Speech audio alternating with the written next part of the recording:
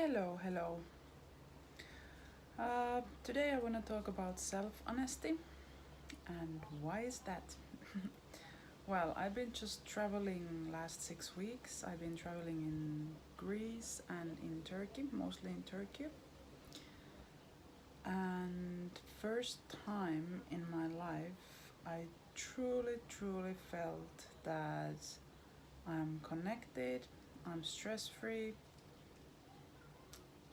and somehow I am in the middle of life uh, as myself.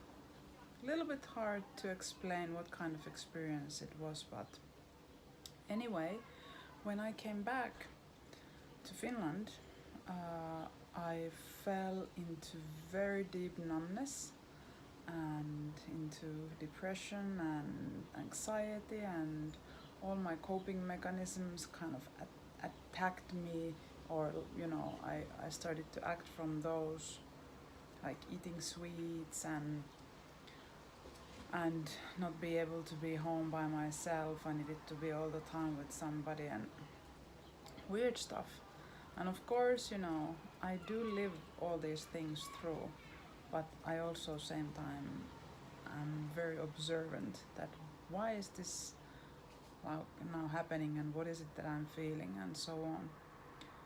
So yeah, now it's been 1 week almost, and now I'm, well, 2 days now maybe I have been kind of out from the storm already, but it was very stormy and very intensive first. And why am I telling this is because this video that I am now doing is about self-honesty. When we are acting from only in a need of releasing stress or pain or looking for relief, we usually do a little bit stupid stuff, and we act very selfishly. We, or okay, me, at least me, but we as a human beings are very similar, so that's why I'm using we. Yeah, and we regret that usually afterwards, that if we process something and we come out from that, and then we're like, "Oh, why did I do that? Like, how come I was thinking this or feeling that, or why it was okay?" But it is exactly because of the reason that you have to go through some circumstances in your life where you act, from that wound, from that pain, from that stress. And that's why the contrast kind of comes there.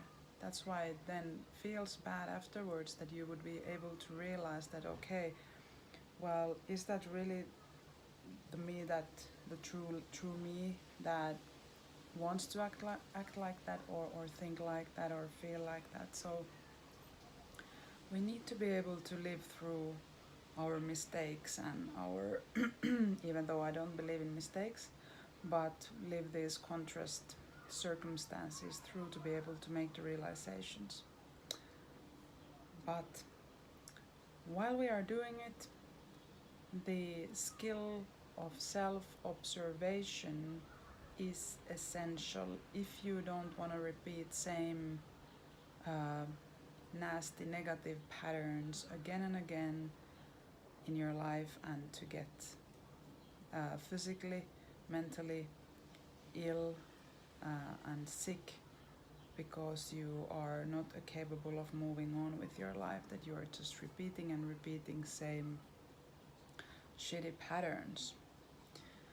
So yeah, and again during this period, this 1 week period, and already in my travels, but especially now this 1 week here, or 5 days what there was, I realized that how extremely hard it is to be honest with yourself and to actually you need to be able to focus quite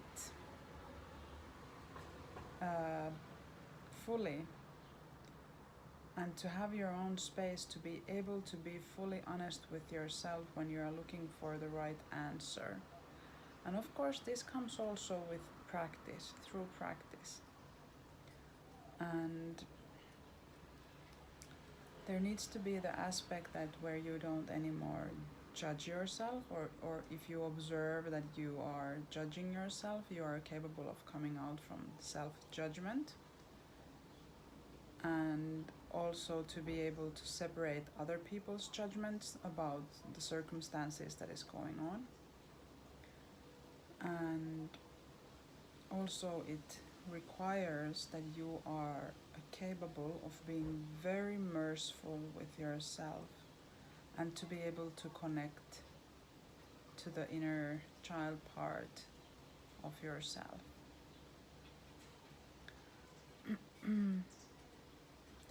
The suppressing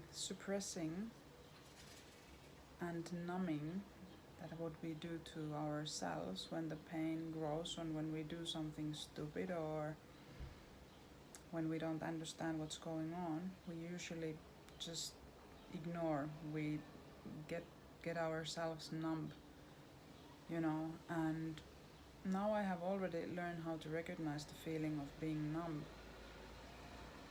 But still, in this 5-day period, it was kind of like I realized that I'm not now myself, or something is going on here, and I'm being like really triggered to see something, but still it was hard for me to see really that it was me getting super numb from first feeling everything and being able to, giving myself permission to feel and enjoy and to be who I am, and then going back to that self-defensive numbness where you put just wall after wall like front of you, so that nobody can get through, and you actually pull in people who are also usually then in a state of numbness. Now there came this huge butterfly here, so I hope it doesn't come to my face, or I hope it goes out. Let's wish that way, or okay. So yeah, but it's very okay. I can't focus now. Now it went. No. It's very hard sometimes to be able to handle yourself in the situations of high level of pain, or emotional turbulence, or inner curves of growth. And I've been asking lots of new things in my life. I desire changes. I want to move partly out from Finland maybe at some point. So big decisions, big changes, they always require for you to let go of the old stuff. And that is never pain-free. Letting go of things, and actually to be honest with yourself, is one of the most hardest thing in this life. At least for me, and for people around me that I have worked with, or to my friends.